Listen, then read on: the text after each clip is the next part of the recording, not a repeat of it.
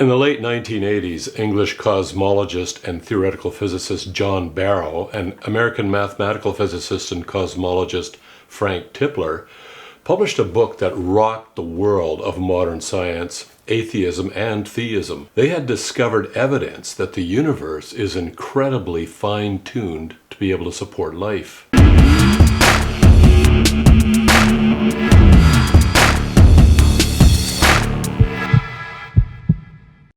Hi, I'm Kirk, and I'm a scientist and a philosopher and a person who spends a lot of time thinking about the why questions in life. So if you're interested in discussions pertaining to God, science, and life, then please subscribe to my channel here where I'll be posting on a regular basis. You can also subscribe to my social media accounts and the links are below. What if your neighbor down the street won the lottery 2 weeks in a row? You'd probably think they were incredibly lucky, but what if they won the lottery the third week as well? And then the fourth week? And then what if their winning streak continued week after week? About a year into their winning streak, what would you think? They win the lottery every week without a break. I expect that you would be faced with two options. One option would be to conclude that they are wildly, phenomenally lucky. The other option would be that they have found a way to game the system. Which do you think would be the more rational explanation? Normally there's a limit to how much we will use luck as an explanation, and I suspect that you would think that this was massively over that limit. I suspect that you would be thinking that someone has figured out how to game the system. In other words, winning the lottery 52 weeks in a row and continuing is not likely to be an accident or a stroke of luck. What Barrow and Tipler discovered is that the laws and fine structure constants of physics could have had a large range of values, but in order to have a universe capable of supporting life, the laws of physics, physical constants, and the initial conditions of the universe would have had to be unbelievably fine-tuned. In other words, of the set of all possible universes, there is only a very tiny subset that would be capable of supporting life. So you might be wondering, just how tiny is that subset? Sir Roger Penrose, in a book he co-authored with Stephen Hawking called The Nature of Space and Time, wrote that in order to get any kind of universe at all that could support life, the accuracy of the Creator's aim would have had to been 1 part in 10 raised to the 10 raised to the 123rd power. We can't really wrap our mind around a number like that, so to put it a different way, the probability of getting any kind of universe at all capable of supporting life would be 1 chance in a number so huge that if you were to start printing it out in 10 font, the zeros would use so many pages of paper that they would cover the entire surface of this planet, plus the surfaces of all the other estimated planets in this entire universe, plus all the planets in trillions of other universes.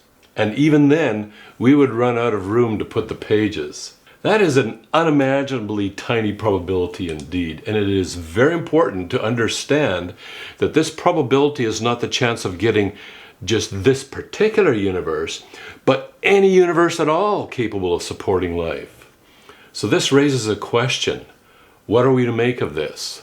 Let's go back to your best explanation as to why your neighbor won the lottery 52 weeks in a row and continues to do so. If you thought someone must have been gaming the system, then you'll be interested to know that the probability of getting a universe that can support life is vastly tinier than winning the lottery 52 weeks in a row. So to be consistent with your intuition about gaming the system, the most likely explanation is that this universe is no stroke of jaw-dropping, face-smacking luck. A more rational explanation is that it was intentionally designed to support life.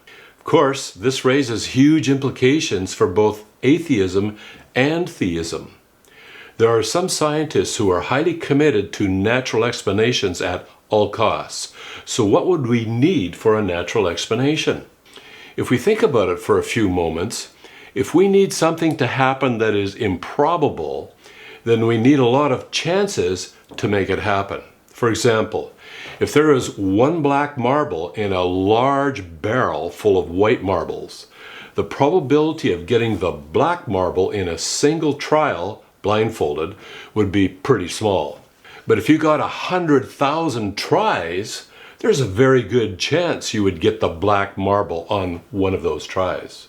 So if we have a near infinite number of universes, which we'll call a multiverse, we greatly improve the chance that one of them will fall into this absurdly small subset capable of supporting life.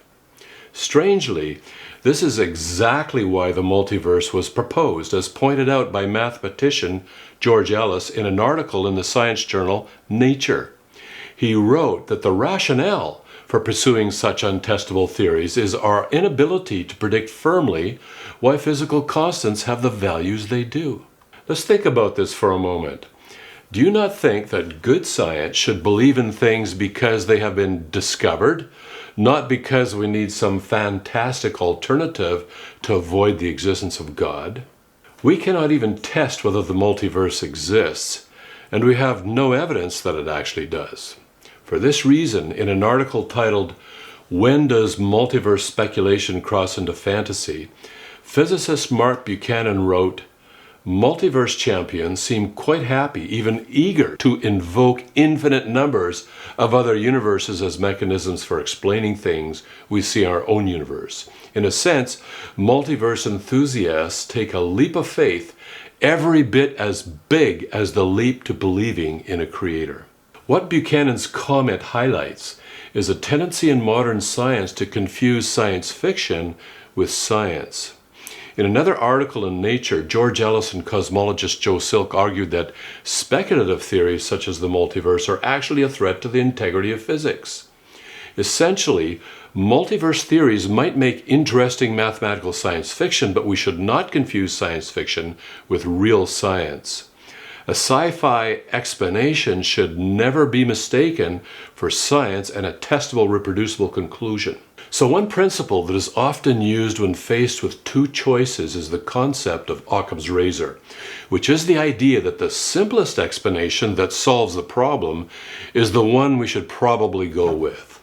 So let's apply Occam's razor to the two options. Option number one is a single, unseen supernatural mind that has designed nature to support life. Option number two is a near infinite number of unseen, untestable imaginary universes for which we have no evidence and cannot even test for. Does it not seem that the simpler explanation might be more likely to be the right one? Well, I hope you enjoyed the video, or at least found it thought-provoking. And if you did, please share it, or you can leave a comment in the section below. And also, don't forget to hit the like button.